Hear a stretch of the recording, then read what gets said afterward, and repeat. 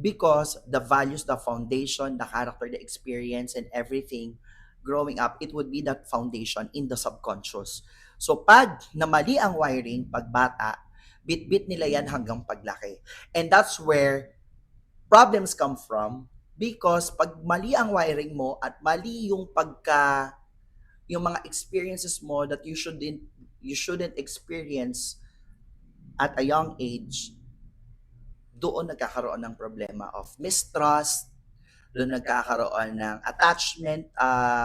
attachment styles, attachment issues, nagkakaroon ng narcissism, neglect, and all sorts of personal personal issues that we can encounter later on in the parts of our lives. So I think Ako 'no, dahil share ko lang, dahil din do'n sa mga pinagdaanan ko nung bata ako, sobrang taas ng wall ko. mm, And I